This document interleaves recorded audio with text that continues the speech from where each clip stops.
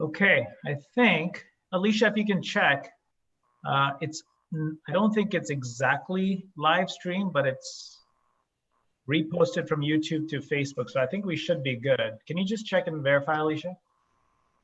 Yep, let me look at it real quick.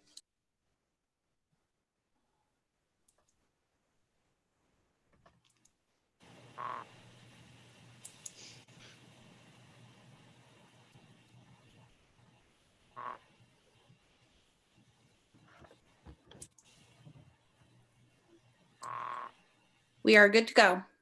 Okay, excellent. Good. All right. All right, if you can just monitor those two links, Alicia, and if for some reason anything breaks, just let me know. Hey, okay. Well, I don't think yeah, it's not a problem, but on the YouTube, you can see Teresa's picture up in the right-hand corner. I don't know if that will eventually be your speaker, but we can see your screen, and then we can see a picture of Teresa. Yeah, it'll be the speaker. Okay. Perfect. And Rebecca, are you dialed in? Have you called into the number? No, because I wasn't thinking I was speaking. Okay, fine. Well, yeah, I think we're hearing that little bit of background noise, so no worries. Can you hear it when I'm muted, or do you want me to dial in? When you're muted, there's no noise, just in case you were going to say something. Okay, I think we're good. Welcome. All right, so hopefully we got our one technical bug out of the way. Everyone's good? Everyone looks good? I like your logos behind you. Gary, thank you so much for making this happen. We appreciate you allowing us to work with you on this program. Oh, we're very happy to do it. Thank you guys, all of you that have put the time in to make this work for our students. I think they're excited. I was actually just talking to Jay via text. Do you mind if I share the Zoom link with our students? Because it's going to be less than 50 kids. We can go either way, or I can just share them the YouTube link. YouTube link would be better. Okay. It would just make the logistics, sound, and all that a little easier, and it should work fine. They have the Facebook link, but I'll just tell them just to go YouTube. That makes sense. I think YouTube is the preferred option, because I think what's happening, we're streaming to YouTube, and we've placed a YouTube link on Facebook, so you can see the content on both the platforms. It's just, I think, a little bit more real time on YouTube. Okay, that works. Excellent. This is Denisha. Hey, Denisha. So on Facebook is where you're telling people to ask questions, and that's where we're going to be logged into to answer questions like after we present. But if we don't have a Facebook link, that's going to cause an issue. So for both the platforms, if you do a search on YouTube and on Facebook for Strengthening Stark, if you just type in @Strengthening Stark, you should see our homepage come up. and then you should be able to see the homepage, and you should be able to see the link, the video content. Right underneath it is a chat box. So please go ahead and check and see if you can see that content right now. For sure, I'll monitor both and pass them along too. Okay. And so the protocol is Gary's monitoring the questions, and towards the end, we're not doing any Q&A during the session. At the end, Gary, as you see any questions that jump out at you, feel free to pose them to the different speakers. And maybe what we'll do is we'll stay on until 15 after, so till 4:15. If there's tons of questions, it's up to you. We can stay longer or shorter as needed, but that's the general idea. And then all of you certainly feel free to go into the chat rooms, and if you want to provide your context to the questions that come up, that'd be great. The gentleman from Malone, I see. Oh, Ezra, I see. I'm getting a message that says connecting to audio. I don't know if that means we're somehow hung up. Can you say something just to see? Can you still hear me? Yes, we can hear you. Yeah, good. We're good. All right. So I'm on the phone, but I don't know if you're getting audio through the computer as well. And if you want to provide your context to the questions that come up, that'd be great. The gentleman from Malone, I see. Oh, Ezra, I see. I'm getting. I think someone's YouTube is on. One of your feeds is coming back. If you can just mute your YouTube and Facebook Live. Yeah, good. We're good. All right. So I'm on the phone, but I don't know if you're getting audio through the computer as well. All right, let's maybe it's me. The gentleman from Malone, I see. Oh, Ezra. We'll figure this out here. We can see where the sound is coming from. One sec. Are we going to be on Facebook Live, or is there no link on Facebook Live? You can just mute your. There's a link on Facebook Live. To YouTube. All right. So I'm on the phone, but Correct. Enter your meeting ID followed by Gary, I think it may be you. We're good now. The sound is gone. No, we're good, right? You're saying no as in things are still bad, or no as in we're good? I still hear someone else dialing in or something. I hear some other stuff. Ah, yes. All right, let's see who the culprit is. I think what we can do, all of us can go ahead and mute yourself, and I'll mute everybody as well. I'll mute everyone now, and you should be able to unmute yourself at the appropriate time. Okay, good. We have 5 more minutes. Alicia, we're still doing good on the 2 platforms. I haven't been able to check Facebook, but can you just verify if Facebook's working okay? Facebook is not live, but there is a link to YouTube. Okay. All right. I swear we tested everything, and I can't explain why Facebook is not being friendly to us today.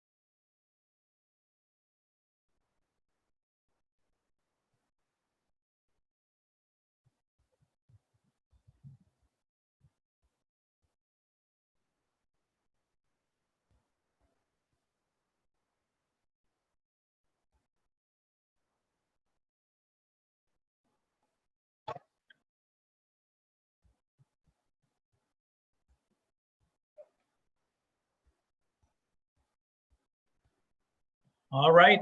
Good afternoon, everybody. It's 3 o'clock. Welcome students, welcome family members, welcome our various college leaders. We're so excited to have all of you join us today. My name is Rishu Mahalaha. I'm the Chief Strategy Officer for Strengthening Stark. Strengthening Stark is sort of a movement. It's a movement to help convene all our amazing leaders across Stark County in a way where we can help really drive our collective power in a much greater manner than we have in the past. So we're so excited to have various regional universities join us for this conversation. We thank Gary and the East Canton School for allowing us to be part of their school district today. Also want to thank some of the amazing leaders like Teresa Persis, Jay Moody, thanks to Stark Educational Partnership. This program is really a brainchild of that organization and their efforts. So welcome. We're excited that you could join us. We've scheduled this conversation really with a handful of objectives in mind, which is we recognize that these are trying times in a variety of manners: economic challenges, health challenges, social challenges. But we do see that if we're going to improve the economics, sustainability of our community, we're going to have to, all of us, commit to a process of ongoing education and ongoing learning. And that's really a big theme for Strengthening Stark. And so what we wanted to do is invite our various colleges to share with us what opportunities exist for local residents, whether you're a student thinking about going to college or taking some classes, you're a parent or an adult who has considered going to school, but maybe for some reason have not been able to finish or initiate. Hopefully today's conversation allows you to see some pathways. As we begin, if you will just take a moment, you will see on your screen a link to the survey. Please take a moment to fill the survey out, and we will also ask you to fill out a survey at the end of the event. And we're trying to gauge how helpful and informative this session is for you. And based on the feedback we collect, we will sort of figure out what the next steps will look like for us. So that's a little bit of context of who we are and how we got here. I would like to also take a few minutes to share with you a really cool, powerful tool that's been built. And whereas, matter of fact, Stark County is one of the few, only counties in Ohio that has this tool, it's a jobs platform. So I'll show you what this platform looks like. If you want to visit it, all you have to do is type in the web domain www.strengtheningstarkmeansjobs.com, and this is the platform. So basically what we wanted to do is share with all of our citizens what types of jobs are out there, what's the patterns of which occupations we're seeing more of, what's potentially some associated wages of these jobs, who are the employers that are hiring. And even though our employment numbers have come down significantly in the last few weeks, the reality is we still have some great jobs. So we just want you to know, here's a nice succinct platform that you can go visit. And I just want to share with you, if you come on this platform, if you click on the Explore tab and go to Jobs by Industry, this tab opens up. And really quick, you can visually see the general trend. So yes, our jobs have shrunk in the last few weeks, but the job numbers aren't zero. We still have some great employers, great positions that we're still looking to fill.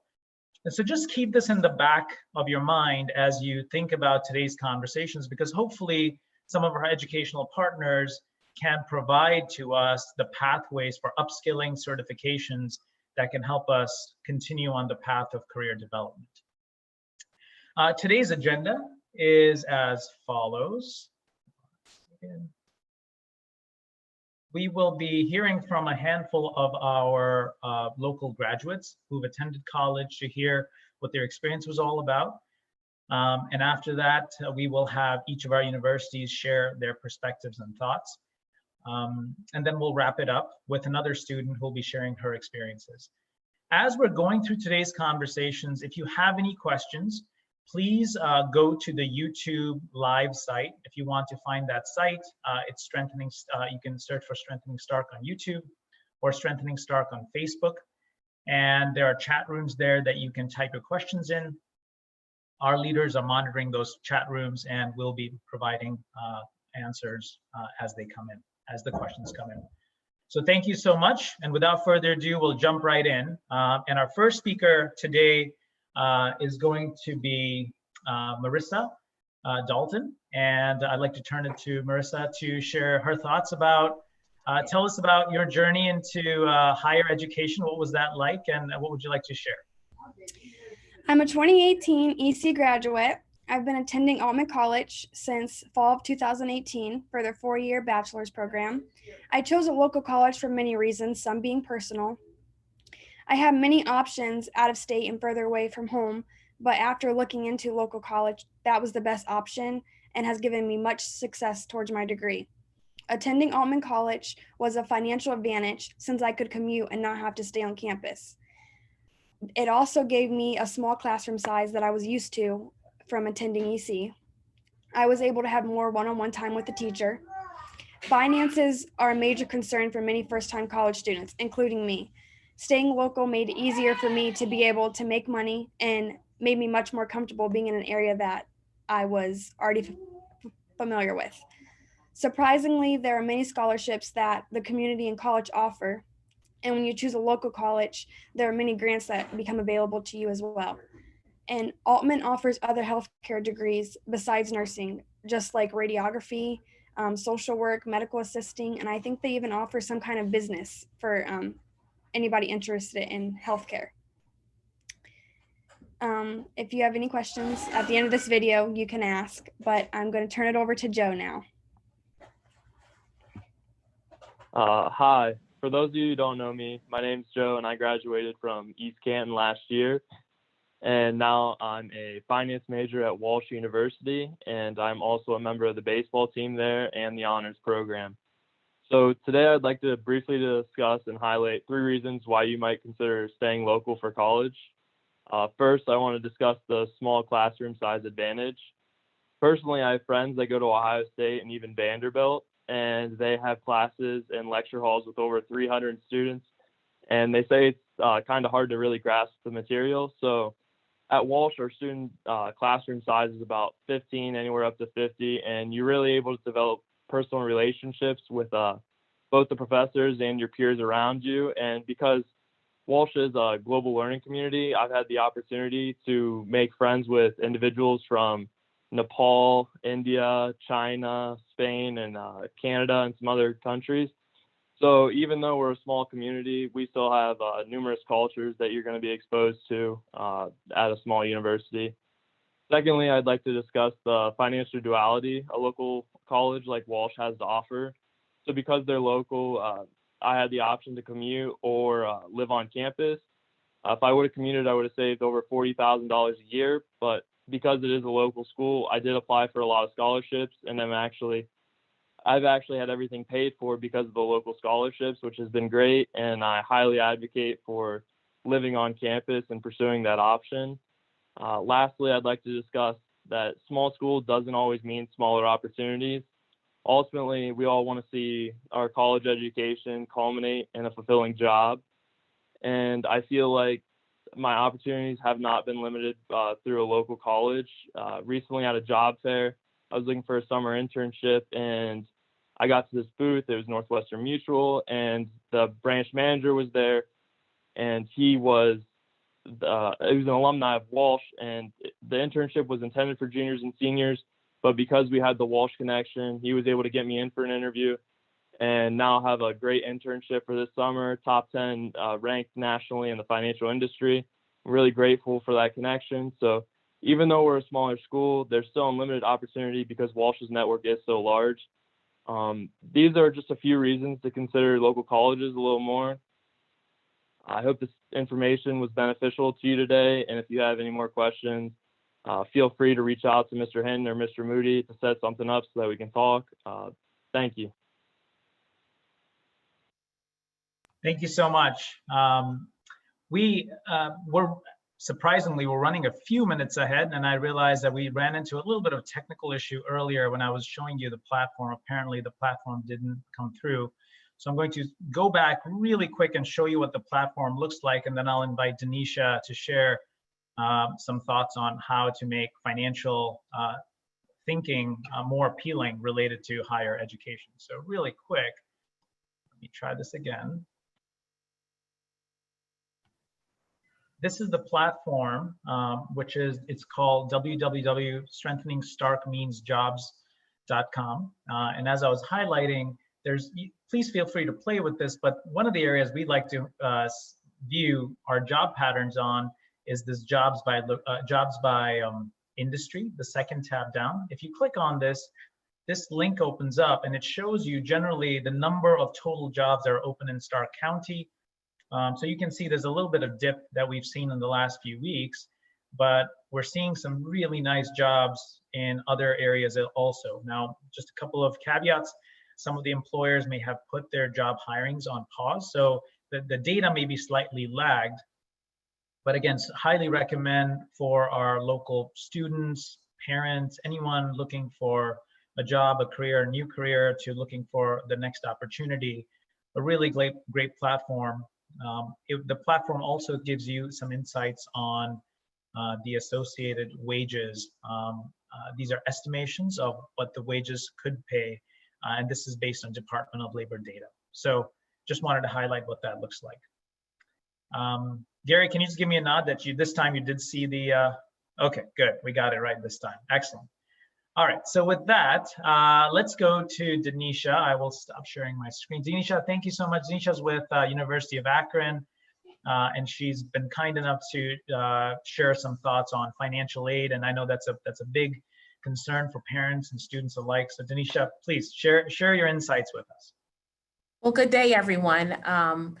Like was mentioned, my name is Denisha and Newbie, and I am an assistant director here in the University of Akron Financial Aid Office. My role is primarily outreach. So you might have met me in the past when I visited different high schools, or if you were here on the University of Akron's campus. So I'm a parent of a recent graduate and a professional who's worked in higher education over 20 years. So I understand that this whole process is unique for every situation. So hopefully the next few minutes, I'll be able to share some tips with you and just to help you navigate that process a little bit more. And then if you have questions, there is a chat area that you can type the questions in. Myself or the many colleagues that are on this call from different institutions in financial aid will be more than happy to help you with your questions that you might have. If they're very specific, we might have to refer you to that institution directly, because each institution might have different ways that they actually process different circumstances and situations. So to start off, I wanted to go through that process.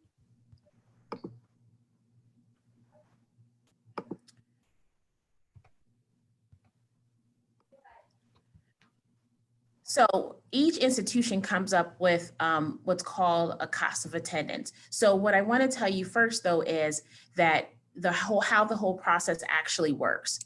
So each student should actually complete a FAFSA form, and from there, you can list each school that you're looking at on that FAFSA.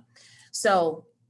And then you can change that too. So we'll go through kind of how to make those correction changes, because a lot of times, since there has been a lot of changes with the world around us, people are making changes to their decisions that they wanted to go.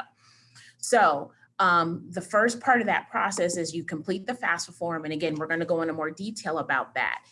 The schools that you list on there receives that information and makes determinations about what you're actually eligible for. Some institutions might ask you for more documentation. It doesn't mean that you did anything wrong. It doesn't mean that there's a problem. Just submit that documentation. From there, the school will actually contact you directly to tell you about the offers that they can offer to you. So this is scholarships, grants, loans, and also let you know information about that particular institution and their cost. So as I was alluding to earlier, each institution that you're looking at comes up with a cost of attendance. So This is so that you can compare institution to institution about what your likely expenses will be at that particular institution. So not only their tuition and fees for that academic year. So if it's a semester school, that would be fall and spring, but also if you choose to stay on campus, what that cost would be, an estimation, and what their students actually pay for books and other things.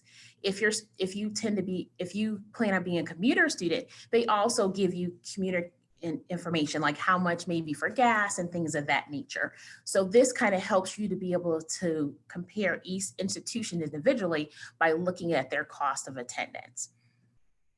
So the first step in actually applying is to complete the FAFSA form. So many of you have heard for this, and maybe you've already gone through this process, but just in case you haven't, it's not too late. It's not too late to complete the application because maybe what you thought you were going to be able to do, you're not able to do. That's okay. So complete the FAFSA form at studentaid.gov. It walks you through the process of what you actually need to do. When you go to studentaid.gov, this is a snapshot of the screen. And then you would click on apply for aid and then complete the FAFSA form. When you're applying, so the student and the parent would actually have to apply for what's called an FSA ID. This is just your electronic signature and it's unique to you. So you would use that, apply for. Misha, I'm sorry, I'm gonna interrupt just, are we supposed to be seeing a screen? Yes, I shared my screen. Uh-oh. Gary, are you seeing it? Am I the only one not seeing it? Yeah, no, we're not seeing anything. Okay. All right. So I'll keep going and try to share that. Okay. So when you're doing the FAFSA form, they're going to ask you some information. So they're going to ask you about your 2018 tax information.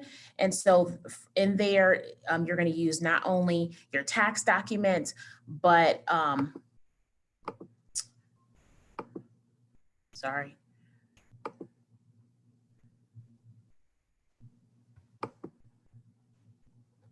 Oh, there it is. You see it now? Yeah, we got it. Perfect. Thank you. All right. So, and then hopefully we can share the screens later if needed. But let me so basically how you apply, I'm sorry, is it the full PowerPoint or is it we're seeing your PowerPoint slides right now. Okay, great. Okay. Thank you.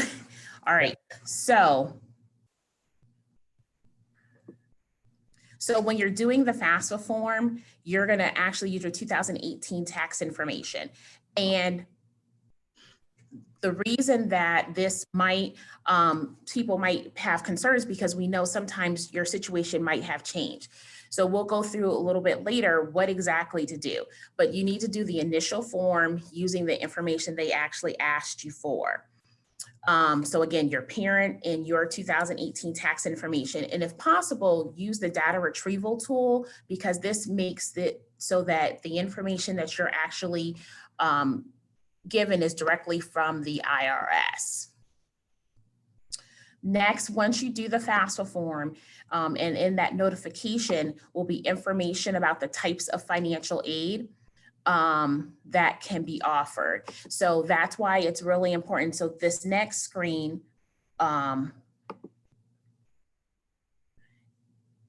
lists all the different types of federal aid that you might have options of. So that's not only grants, which grants and scholarships, you don't pay those back, but student loans and work programs and other resources. So the school, when you get your information from that individual school, they will give you exactly what resources are offered to you. So scholarships are the big one that is, as Joe alluded to earlier, this is a big area that can help defray the cost. So sometimes those scholarships do come from the institution. So not only that local institution that you're looking at applying to, but like at the University of Akron, there's a big institution, the University of Akron, but we also have the different colleges that you're applying to individually. So whether that's business or nursing. So those institutions also have individual scholarships just tied to that particular major. Looking at private organizations that might be in your community and charitable organizations, looking at other civic organizations such as like Kiwanis Club of Fraternal Organizations, inquiring through your employer. Maybe you had an you worked in high school or over the summer, or even your parents' employer. They tend to also might have different type of scholarship opportunities for you. As I visited different high schools during the this last fall, most high schools had some type of website that they had for their students that offered different local scholarship opportunities. They started this process way back in the fall, in January. So those should be still out there for you. Go back to your old emails that you might have had from your guidance counselors and still apply for those scholarships. Because like Joe said, that was a big difference of why he didn't have as much out-of-pocket costs, and it was actually fully covered because he was able to apply for different scholarships. So that's a key to any institution that you're looking at. Military is also an option. We have the Ohio Guard and ROTC and things of that nature, which also helps to defray some of those costs. And there's also scholarships, different scholarship websites.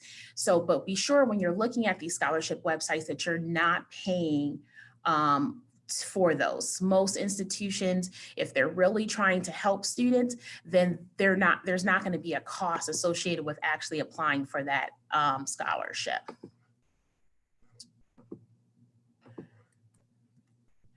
And then too, once you get that letter from the institution, it might say that there's an out-of-pocket cost, but that's when those scholarships come into play. They might have work programs where that can help defray your costs. And most institutions offer some type of payment plan as well. So let's say it's a bill for $2,000, but again, the institution might not know about that scholarship that you receive from your local PTA of $1,000, and then you can also then divide the difference up into some type of monthly payment plan. So each institution has their own types of payment plan options. So once you are getting closer to making that final decision and you're out of pocket, then they will definitely help you with managing that. So don't feel like you have to pay the whole amount upfront on the first day or have no other resources. This is also a time that maybe your parent can help with a parent loan, or there are private loans through outside entities that you can get. You might need a co-signer for that. Tanisha, I'm going to jump in real quick just to keep us on schedule here. So as we wrap up the finance part of the conversation, the big takeaways that I'm hearing you say is parents, students, the place to start is to fill the FAFSA form out online. That really is what triggers all the other conversations around how much funding, dollars, loans, grants you may be eligible for. After that, you look at combination of local colleges that you want to apply to and see what their scholarships look like, and then look locally in your community to see where, sort of those are the three big takeaways. Am I interpreting what you're saying correctly? Absolutely. And then also just being in contact with your actual institution once you're starting to make these final decisions. So if there are things that happen, if you have questions about, let's say your information changed or something like that, just making sure that you're in contact with them, because they're going to be the best resource individually to tell you exactly how to move forward. Great. Excellent. So let's just keeping us moving. So not only were you going to share with us some finance background of what parents and students can be thinking about, now you can also share with us background University of Akron. Can you tell us a little bit about the students who may not be familiar with University of Akron, about the organization, how students should think about U of A? Absolutely. The University of Akron, has a variety of different types of majors and degrees. So it's not a one-stop shop. So, I mean, basically you can choose different levels. Maybe it's a a 2-year program that you're looking at, or associates, or a bachelor's, or even a master's, or law. So they have a variety of degrees that you can look at. One thing also too is that we have relationships with over about 7,000 different employers. So as you're looking into different careers, you have the opportunity to do internship and co-op opportunities. So we have wonderful resources for that. And I think we're really known for that. 92% of students are placed within the first 6 months of graduating. So that's a really good thing that, we really try to work with our students through our career services to make sure that they're finding the right fit for them and to be gainfully employed and be able to, go on to their next phase of their life. 74% of our students receive what's called our Akron Guarantee Scholarship. So this happens, when you're applying for admission to Akron, they're looking at you for that scholarship. So a lot of our students do receive that. So don't feel that, the FAFSA was one part. We have different scholarship opportunities. So we try to bring that all together for you to make it affordable. And again, that payment plan and things of that nature to really make sure that you're successful here, not thinking about the finances and thinking about your career later on. If you have questions about that, we have tons of virtual tours set up on our website, uakron.edu. An admissions counselor, professors, they're more than happy to talk to you about the experiences and what they have to offer. Again, we will be in the chats if you have questions about the opportunities here at Akron or financial aid. We'd be more than happy to answer those for you.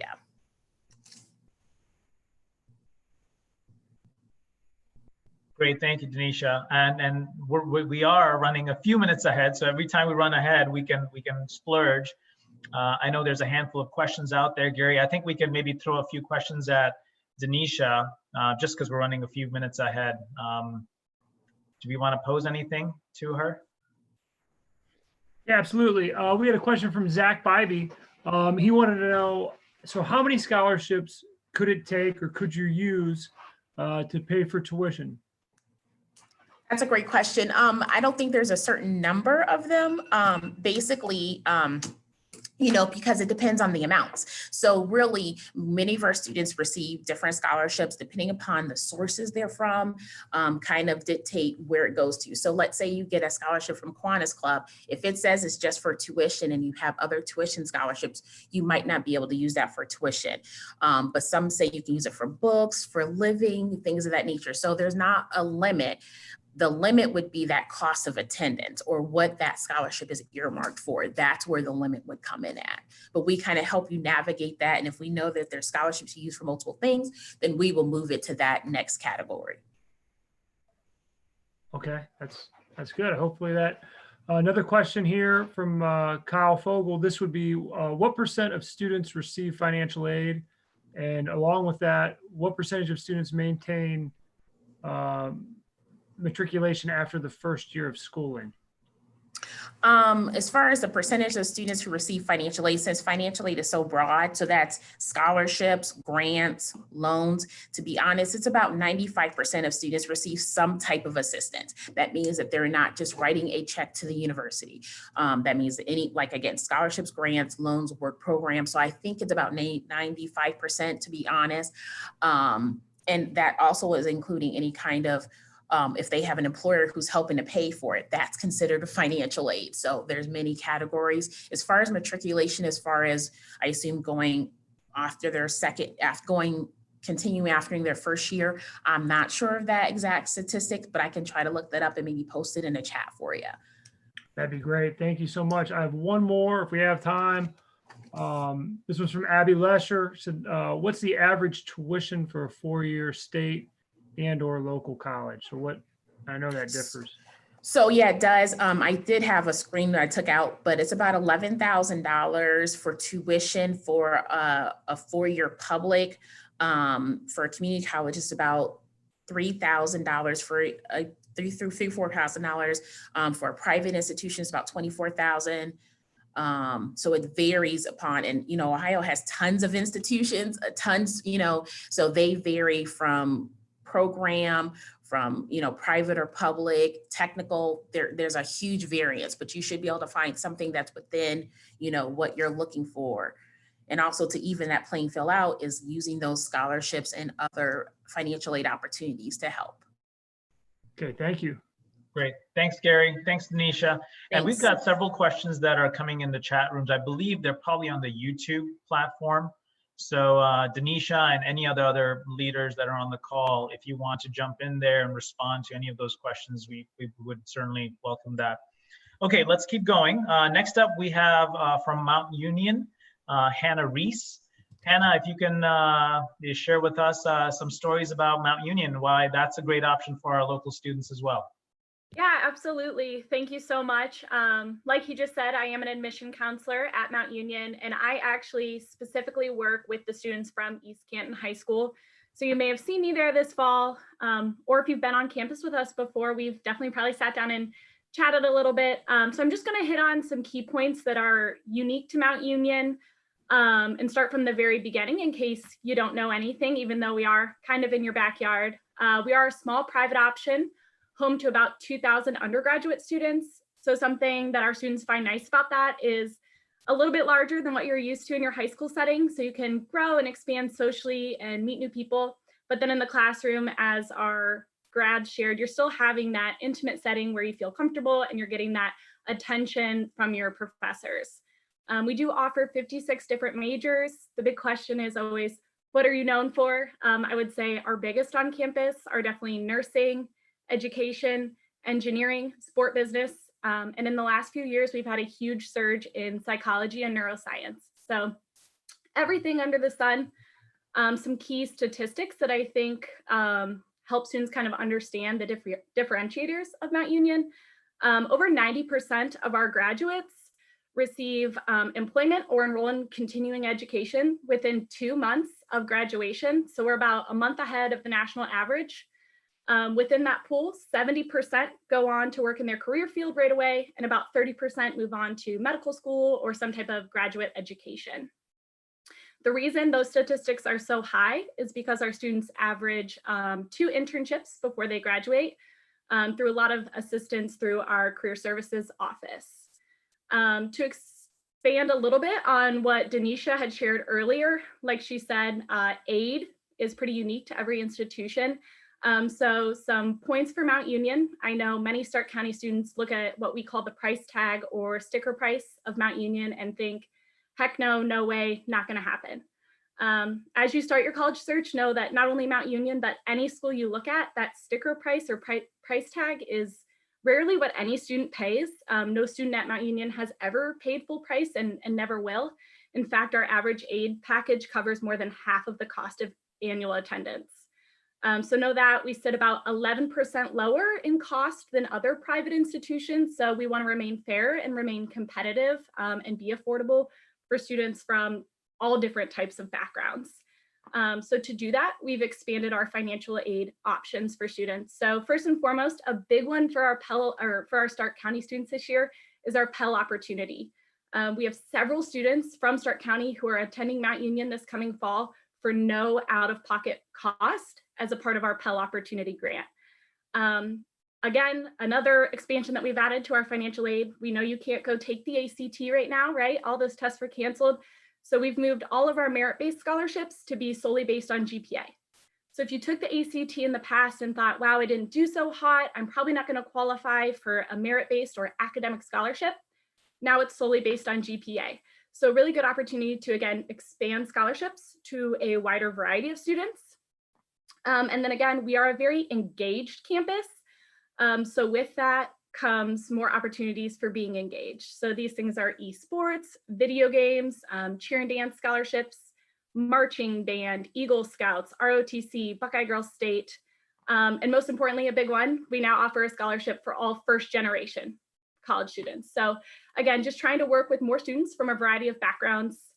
I believe I'm running out of time, and I know I'm throwing information at you faster than you can process. So the last thing I'll just note, if you do have interest, let us know. If you go on our website, you'll see my picture with all my contact information, call, text, email, anytime. I'll get it answered for you because like I said, I do work with all of those East Canton students, so just reach out. Thank you, Hannah. That was a ton of information, and you really rapid fired it at us. So thank you so much. Appreciate it. And if anyone has any questions for Hannah, again, please just go ahead and you can type up those questions in the YouTube chat room. And if you wouldn't mind, perhaps each of our presenters, if you can just go in there and maybe even post your email addresses in the chat room, so if folks have specific questions that they want to follow up with you later, we can give them that option as well. Next up, I'd like to invite Ezra Tack with Malone University. Ezra, if you can share with us what's the latest at Malone, and then how could Malone be a great option for students in East Canton?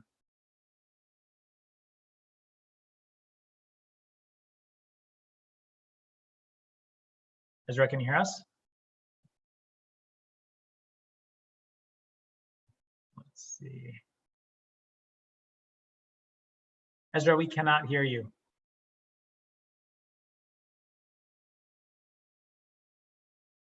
It's okay. Why don't we do this, Ezra? I'll come back to you. We'll go to the next person and we'll come right back.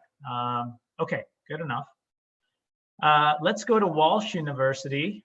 We've got Caitlin and Griffey with Walsh University. If you guys can share with us some context on Walsh, that'd be amazing as well. Thank you. Thank you so much. Good afternoon, everybody. My name is Caitlin Baltus. I am one of the assistant directors of undergraduate admissions at Walsh University. I primarily work with students from Northeast Ohio, so I do work with a lot of Stark County schools. I'm also an alumni. I graduated in 2018 with my bachelor's from the university, and then again at 2019 with my master's. So I guess you can kind of say I'm like a double alumni from there. But in terms of Walsh University, I know it's kind of right in your backyard, so you might have heard of it, but if you haven't, Walsh University is a private Catholic university. We're located in North Canton, Ohio, and we're also dedicated to student success academically. We're dedicated to affordability and ensuring our student success all around. This past year, we recently started a new initiative in terms of affordability and guarantee. So this new initiative is called our 4-year guarantee, as well as our maroon and gold career promise. Our 4-year guarantee has 3 components to it. First is in terms of graduation. So as you're doing your college search, we always encourage students to look at what the graduation rate is. For us, we have 100% in our 4-year guarantee that ensures our students will graduate in 4 years. We did go a step further to ensure that tuition's frozen all 4 years you're on campus. So this really helps with the affordability piece. And then the third piece is not only do you want a school that you're going to graduate on time, but you also want a school that's going to help you find a job after college. So part of our guarantee also ensures that our students will receive a job within 6 months after graduation. So we really went full force into our 100% commitment to the students. And in terms of affordability as well, we also have a 50% off discount of tuition for all first generation students. So once again, ensuring that affordability piece. Any student admitted is automatically going to receive a scholarship from $10,000 to $16,000 right off the bat. And currently with everything going on, some students might not be able to take the ACT or SAT again, being that a lot of them have been canceled. So we do base scholarships off of our test optional route as well. So you're guaranteed the same amount of scholarship opportunity ranging from $10,000 to $16,000. In addition, Walsh is 100% committed to our students ensuring all of the opportunities while they're on campus as well. So 100% of our students receive an internship that's already pre-planned out within their major. So this co-op experience doesn't add any extra semester, any extra time. It's predetermined within your major itself, and you can have more than one. In the past, we've had students intern at places like CNN, Twitter, Google, or even in our own backyard, the Pro Football Hall of Fame. So there is a lot of opportunities for students to really grow within their career academically. Across the university, we have nearly 100 different majors to choose from your general 4-year program up to your accelerated program. So I'll be posting my email in the Zoom chat. So if there's any information that I might be able to provide for you that I might not have had the opportunity of discussing today, please do not hesitate to let us know. Thank you. Thanks, Caitlin. Is Griffey joining us as well? So unfortunately, Griffey is unable to be here today, so I'm kind of representing both of us today. Good enough. No problem. Thank you for that background. That's tremendously helpful. Ezra, I want to come back to you. How are we doing? Good. Okay, Can you hear me? perfect. Yes, I can. Great. Awesome. Thank you, Ezra. Sweet. Yeah, thank you.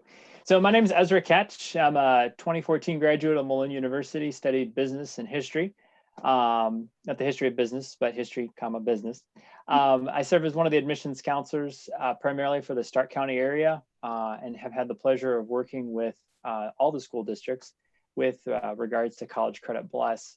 At Malone, we're located right in the heart of Canton, and we're actually 6 blocks from the Pro Football Hall of Fame, right off of Cleveland Avenue, and just a huge presence in the community. I'm not originally from Stark County, so I'm originally from the greater Sandusky, Ohio, here in Erie County area, if you're familiar with that.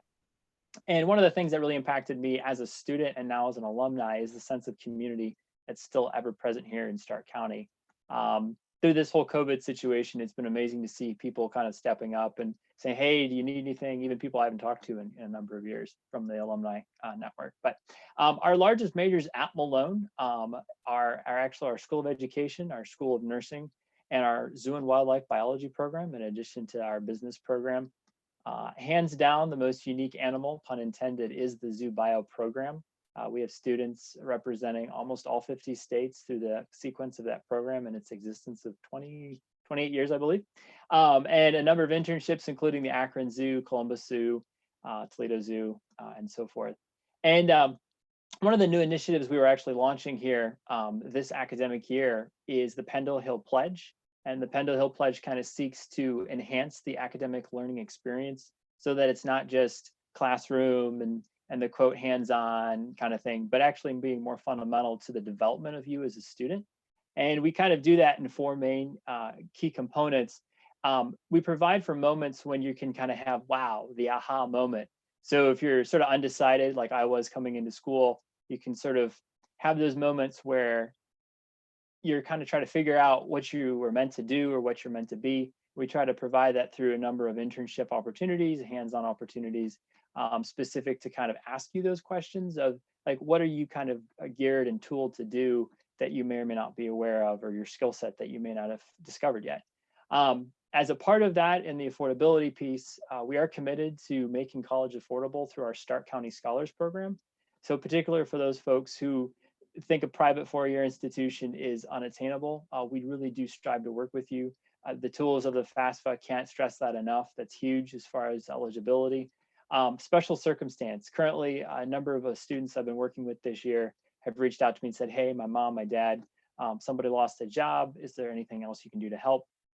And we're more than happy to do that and kind of assess case by case. So that's been really cool to see.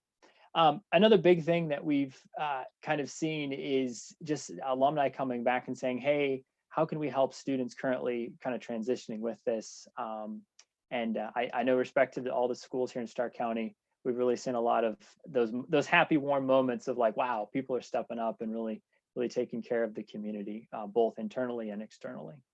I went ahead in the YouTube chat and dropped my email and then my phone. Feel free to call or text. I'm not sure of the time range I have, but the biggest takeaway, I guess, from just kind of the development is, the development of the COVID-19 situation is really using online and digital. And I want to say just thank you, Hisu, for really putting all this together through the Bettering Stark initiative. Thank you, Ezra. Appreciate your comments and thoughts. That's great. Glad the technology worked as well. Thank you. Yes, of course. All right. Next, we'd like to invite Michael Otto to talk about Stark State College, about your programs and how the students can get involved in Stark State. Yes. Hi, everybody. This is Michael from Stark State College. We are located in North Canton, so we're kind of right there in your backyard. We also have a location in Akron on Perkins by downtown, and then we do have satellite locations in Alliance, Barberton, and downtown Canton. We are a little bit different than some of the other folks on with us today. We are a 2-year community college, so the highest level of associates or degree you can achieve through us as an associate's degree. We also do offer 1-year certificate programs and also what are called career enhancement certificates. We do have about 230 degree and certificate programs, so there's a lot to choose from. Quite a bit of it, there's a lot of variety with it. I am going to attempt to share the screen here, so bear with me. Please let me know if it does not work. Can you see our website? Okay. So under our academics here, I wanted to just point out so our career communities are basically our academic divisions. So if you are interested, obviously with that many choices, I wanted to make sure if you wanted to check out, and I highly encourage you to, any of our different programs, you can just click on any of these links. That'll take you to the academic area. I'm not sure exactly how fast this is going to work. So let me see if I can pull one up here. This will give you an idea of a lot of our different programs, some information about employment and like job expectations, and also earnings, what potential earnings would be, both starting and median. And then these individual links will just give you more particular information about each of the programs, what, classes, curriculum that you would be taking, along with contact information for those individual departments, so on and so forth. So again, I do encourage you to go out if you have time to look at all that, so that you can get a better idea of maybe what we do offer. In terms of the financial aid, we are roughly $175 per credit hour. So if you're a full-time student, which for us is 12 credit hours, roughly 4 classes, you'd be looking at a little bit over $2,000 for tuition. So if you're qualified for Pell Grant, which is one of the things that FAFSA looks at along with scholarships, that goes a long way with us. If you do need to borrow loans while you're a student with us, you can also minimize your loan debt, which is very important if you're somebody that would be going on to a 4-year institution, like our partner schools on here today. And speaking of that, another huge thing with us, which is kind of paramount since we are a 2-year school, is transferability. We do have excellent transferability. We have what are called articulation agreements, transfer agreements with all the schools on today, along with Ohio State, Cincinnati, et cetera, all the major schools in Ohio. So we can always bridge your program into a 4-year institution. We can talk to you more about doing that if that is something that you are interested in doing. The other thing, just to mention, if you are looking to get into Stark State, the process is just to submit a high school transcript to us with ACT or SAT scores. And at that point, along with the application through our website, we can pretty easily get you admitted at that point and work with you to schedule or anything like that. I also will throw my contact information, my email, into the chat as well. So I encourage you, if you do have any questions, want more information, just please contact me, and we can provide that to you. Thank you. Thank you so much, Michael. Appreciate your feedback. But last, certainly not the least, we'd like to invite Ryan Butcher with Altman College to share some insights on how Altman College could be a good option for students at East Canton. Yeah, thank you very much. Yeah, again, my name's Ryan. I'm from Altman College in the admissions office. And Altman College is located in Canton. We're affiliated with Altman Health Foundation. In fact, we're one of 32 colleges in the country that are affiliated with a major healthcare system. So that provides us some unique advantages in regards to types of equipment that we have access to, clinical sites, internship opportunities within the healthcare system. We have 6 main degree programs that we offer. So we are very limited in our options, but they're very focused on healthcare or mental health related careers. So we're mostly known for our nursing program, where we have a bachelor's degree option and an associate's degree option. I will say though, for anyone coming directly from high school, the bachelor's would be the only option for you at this time. But in case there's other people listening who have been out of high school a while, you would have the option of either the bachelor's or the associate's in nursing, where you can become a nurse. We also have a bachelor's degree in social work, where you're helping people utilize resources available to them. there's a big need for social workers in the healthcare setting, but you're not getting a degree to work only in healthcare. You're getting a degree to become a licensed social worker, so you can work anywhere in that field. We also have an Associates of Applied Science in Radiography, where you're taking x-rays. We have an Associates in Health Sciences for someone that just knows they have an interest in healthcare, but maybe not certain which route they want to go. You can start off taking some general health science, public health type courses. And we have a medical assisting certificate. So we have a variety of majors that can be done in 1 year with the certificate, 2 years with an associate's, or 4 years for a bachelor's degree.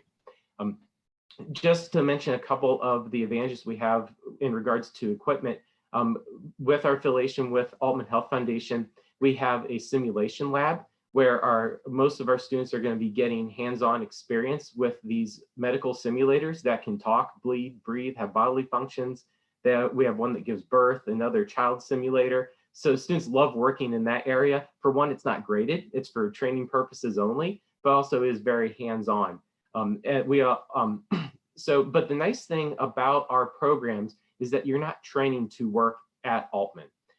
So you're training to become a licensed social worker, a registered nurse, a certified radiologic technologist, or a certified medical assistant. So you can go work anywhere where those licenses are accepted within the field. We're just affiliated with the Health Foundation. But the Health Foundation is the largest employer in Stark County. So there's lots of opportunities for students to make contacts, get experience within the field. About 50% of our graduates are usually hired by Altman Health Foundation. They're always working to see how we can get that number even higher. But I'm proud to report that I know that our graduate surveys the last 2 years indicated that 100% of the respondents had jobs in their respective fields. In addition, the last couple of years for the college salary survey, our graduates have been ranked as one of the highest average starting salaries, which I will admit, it kind of has to do with the fact that our students are going into a specific licensed program. So, but still it's a great advantage for students that are looking at going into a healthcare related field or social work. In regards to the funding, our students are eligible for financial aid. Most of our students are going to be using financial aid, as is the case at other institutions. We have many internship options available. We have some sample information for students in regards to the amount of aid that other students have received. What I've seen is that the majority of our students will have most, if not all, of the costs covered with their financial aid and scholarships that they've received. For those students that have an outstanding balance, they usually set up a monthly payment plan where there's a $10 charge. And I usually see the monthly payments for the majority of students is in the $150 to $300 per month range. I'm not making light of that amount, but I hope that makes it sound like it might be a little more feasible depending on the type of aid that you're receiving. There's going to be exceptions to that, but the majority of students fell into that range. Our tuition is going to be about $8,900 per semester if you're attending as a full-time student. That breaks down to $762 per credit hour. We are a small institution though. We have a 6-to-1 student to faculty ratio. We have about 300 students. So our average class size is around 16 students. So you get a lot of personal attention. We have all the same resources with regards to tutoring, faculty availability, academic advisors to help you as you go through your classes. So lots of opportunities for you to be successful. And I think our students are very successful going through our program. We had a 98% passage rate on the nursing licensure exam last year. That was for students passing on their first attempt, and 100% passage rate last year for the radiography licensure exam. So some great advantages in regards to looking at Altman College. One last thing I'd just like to point out, since we've heard from most people at this point, we're trying to encourage everyone to consider maybe staying in local and looking at all the great opportunities you have just in your backyard, essentially. And one of the concerns I'm seeing now with the current crisis is, if you're looking at going to a school where you're going to be living in dorms, will those dorms be open this fall? We all hope that will be the case. But thankfully, with all of the institutions in this area, you have the option to commute there unless someone has a specific policy I'm not aware of. But you have the opportunity. But it's nice that even if dorms are open, even if you were looking at staying in a dorm, you have the opportunity with some of the colleges in the area. So there's just a lot of options, a lot of different course availability that you can look at just in Stark County and in Summit County. So hopefully you're going to take advantage and look into those options. My email, if you needed to reach out to me, it's posted on the message board, but I always tell people as well, if you need a way to get hold of Altman College, just contact recruiter@altmancollege.edu and we'll be able to get in touch with you. Thank you. Thank you so much, Ryan. Appreciate it. Appreciate the insights about Altman College. And I'd lied. We do have a student from KSU Stark who will be speaking. So I'd like to invite Sarah Hayden in just a second.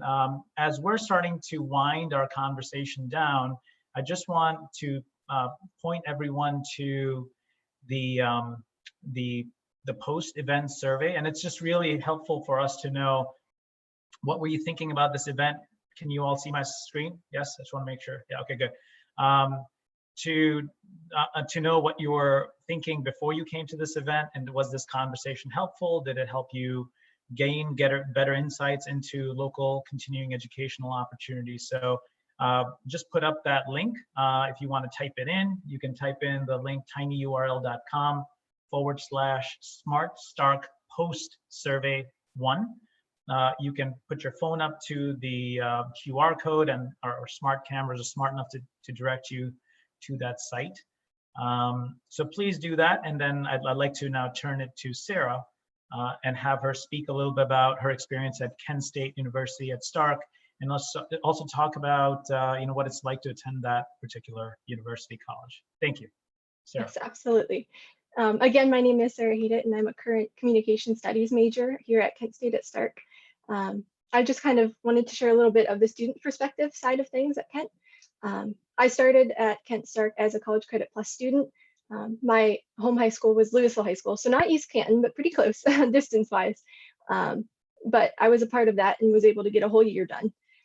After I'd finished being a College Credit Plus student, I ultimately, of course, decided to stay at Kent State at Stark. And I chose that route because, one, the tuition price was a huge deal for me. Currently, for students that are coming in this fall, it's just about $6,300, $304, I think. But and for your full 4-year experience, it's about $28,000. So I loved the price range for that because, as a student, it's always that concern of how are you going to pay for college and how are you going to pay it back. And so that was a huge thing for me. And I also liked that it was close to home. And I know a lot of students like to have that college experience, and they think a commuter campus, how are you going to do that? But there are plenty of ways to get involved on campus. When I was in College Credit Plus, I just came for my classes and then went home afterwards. And for me, that was good enough.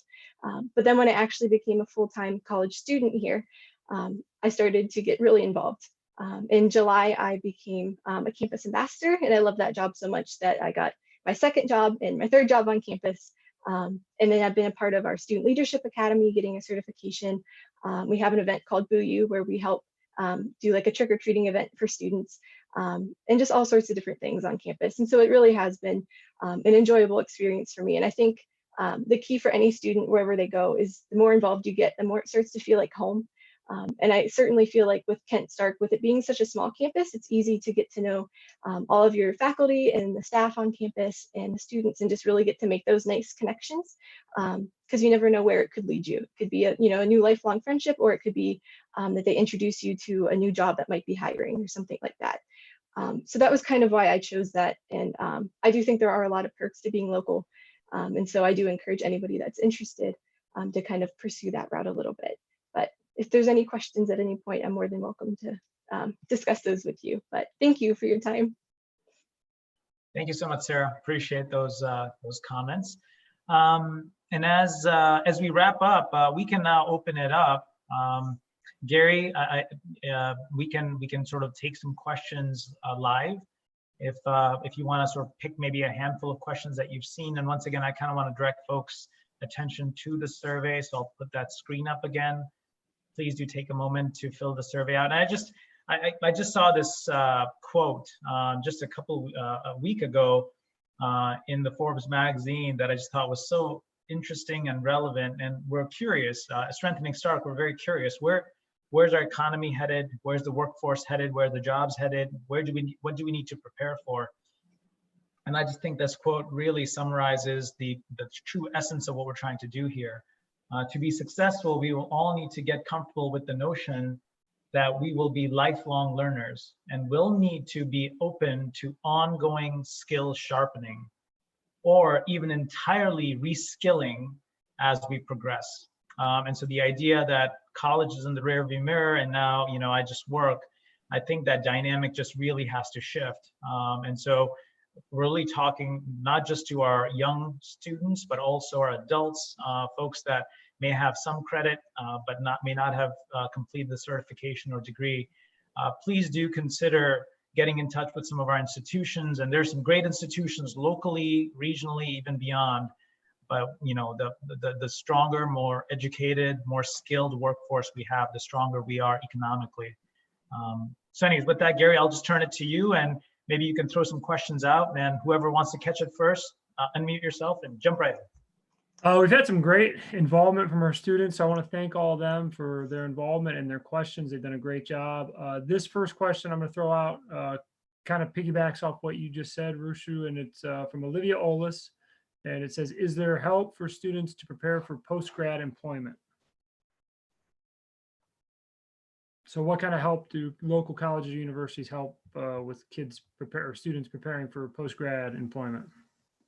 I can hit on this for you. I'm sure every institution that's in this chat tonight has some type of career services department. Many of them will offer resume reviews, mock interviews, cover letter reviews. They're going to be there for you the same way they were when you were a student to help you become a wonderful young professional. They want to see their alumni succeed, and they'll connect you with alumni in your respective areas so that you can have those networking opportunities to not only get in the door, but move up the ladder as well.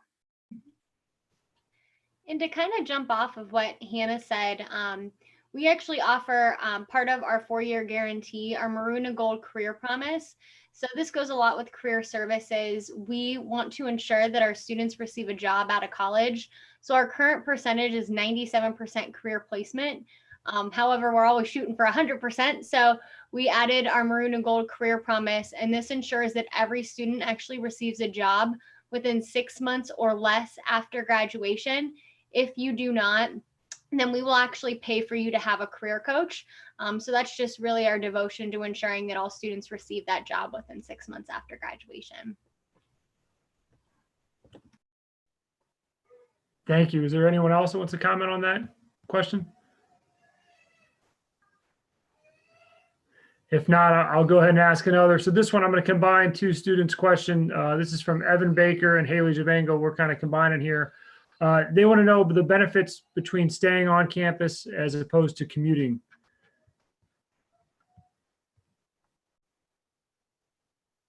I'll go ahead and jump into that. One of the things that we highly recommend, even if you're a local student, this is for Ezra from Malone, by the way. If you're a local student, is just take the first semester and live on campus. It really helps kind of build that cohesive bond between you and your classmates. I know people work jobs and they've got other things going on, but it is better to have that constant dynamic where you're working with people, you're seeing them all the time, whether it's in the dining hall or in the classroom or in the dorms. It's a great way to meld those relationships, as opposed to you commute to campus, you get out of your car, you run to class, you're in the class for that period, then you run out of class to get back in your car to run home to do studies. So that's just kind of our take on it from Malone. You're able to build better relationships that way because you have more time with people. I'll piggyback a little bit off of Ezra as well. All the research suggests that something like 80% of learning in college happens outside the classroom.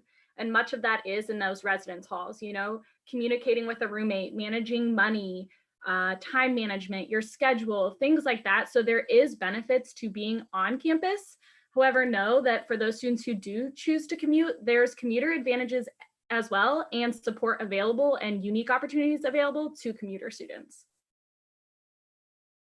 And this is Ryan from Altman College. I would also add too, if you are commuting, there's still easy ways to make those same types of relationships.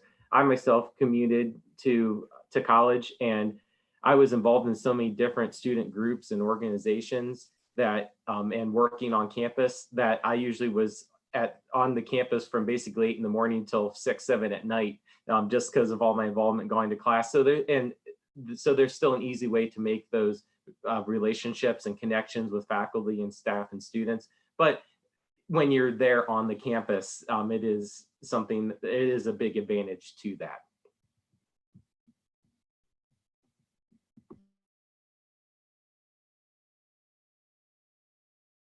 How are we doing, Gary? Any other questions?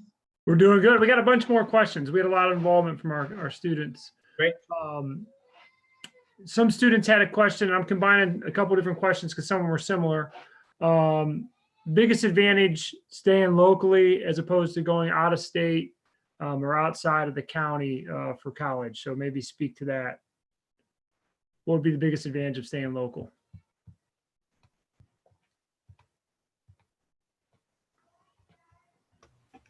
I would say one of the biggest advantages of staying local, whether or not you decide to commute or you live on campus, there's going to be a lot of opportunities and connections. And if you decide maybe you want to stay here, you'll have alumni connections from any of the institutions listed here.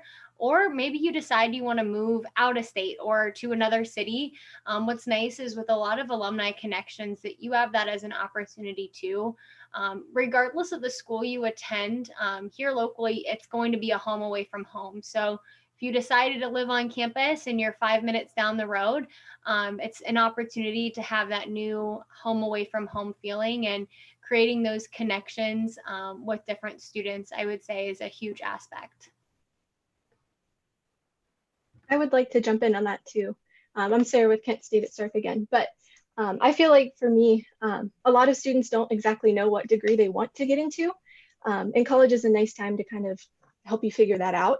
And I think that staying local is nice because it does save you that money, especially if you do decide to commute.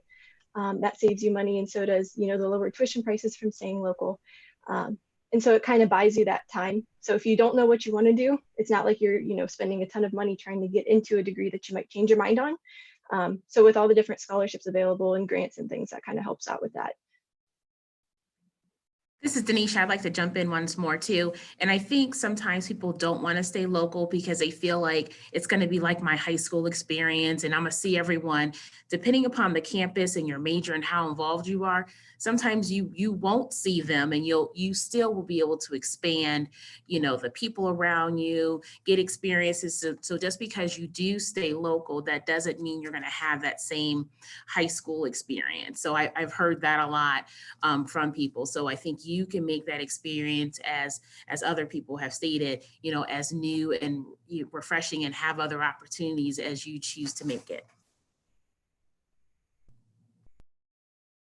This is Ryan from Altman College. Yeah, I would say that it really comes down to what you feel is going to be the best fit for you. Obviously, if you are staying in the area, if you're commuting, that can save money. You're going to be familiar with the area. You're going to know where resources are located. Thankfully, all the schools that are with us here today offer all the same experience you can get pretty much any other school, whether you're looking at study abroad.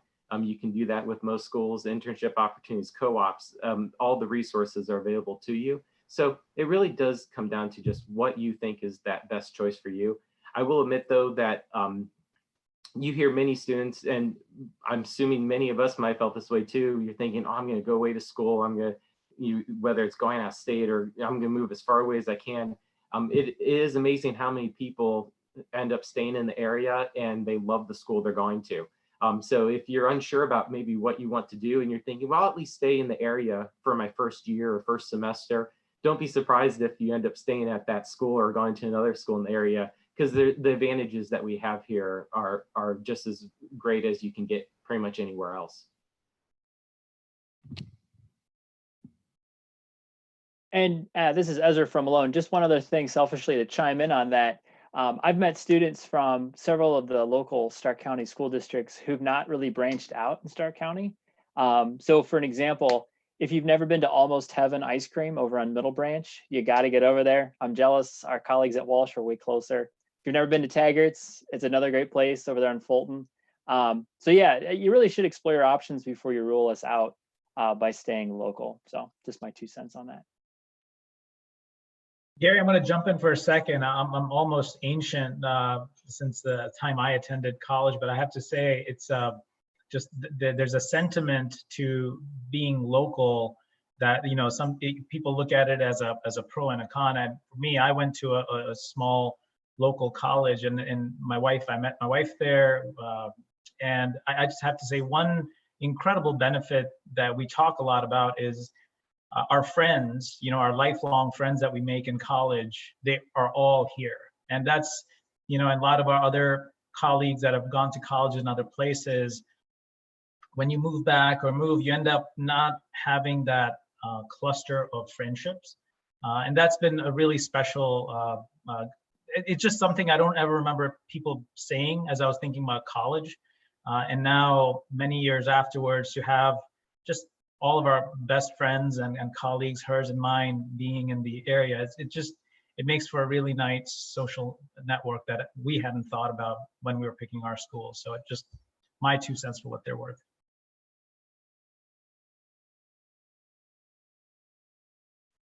Thank you, everyone. I'll ask a few more questions and we'll see. I'm kind of run out of questions at this point, but a few of our students, but I appreciate all of you that took the time to answer questions on the live feed. That definitely helped throughout. One student asked, do all local colleges accept credits earned while in high school through CCP? If you could go through that process.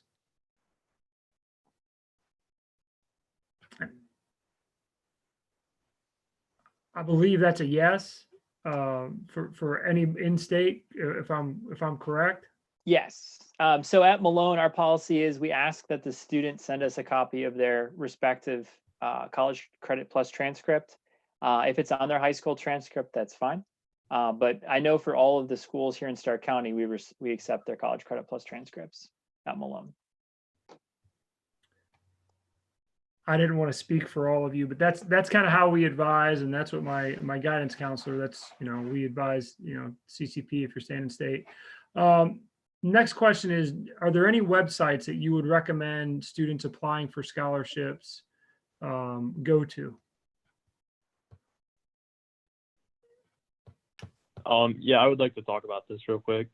Last year, I was able to earn close to $8,000 from the Stark Community Foundation, on top of the Paul and David Carroll Scholarship is a big one for Stark County. And I was able to earn an additional $7,000 a year through that scholarship program. So those are the 2 big ones in Stark County that I would really consider applying to. Fantastic. Thanks, Joe.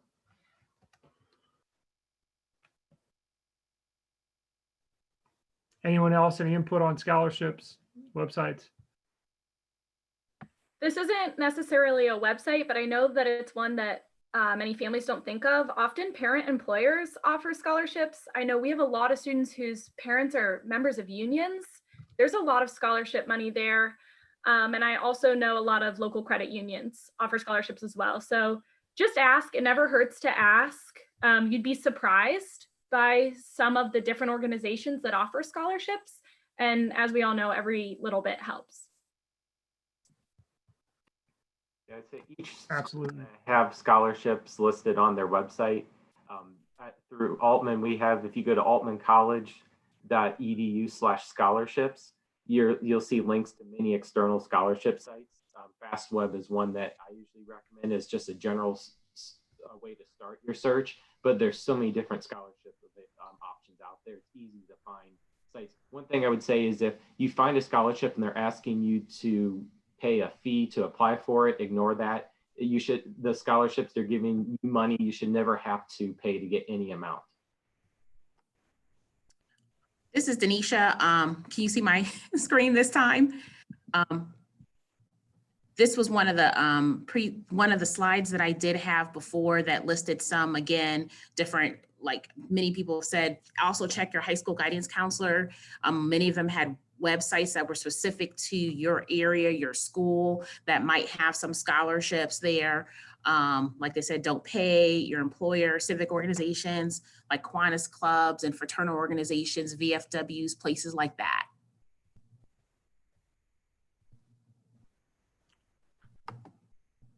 That sounds great. I think that we've covered most of our questions for today. Is there any other input that anyone would like to give to our students from East Canton High School? I want to thank all of you for taking the time. I know our students really appreciated this. I think this is a really neat format to roll this out at this point in time. I know our hope was to have everybody on campus at East Canton, but obviously that didn't happen. But I think this is a great format. So thank you for your time, and Rushu for putting this together, and Mr. Moody. I really appreciate it. Joe and Marissa, thank you for coming out and attending and trying to help guide the next class of East Canton High School graduates. Thank you. Gary, thank you. Thank you to all the colleges. Thank you to all the college presidents we've been working with for the last 2 years. And we couldn't have gotten here without their guidance and leadership. Thank you all the students in East Canton.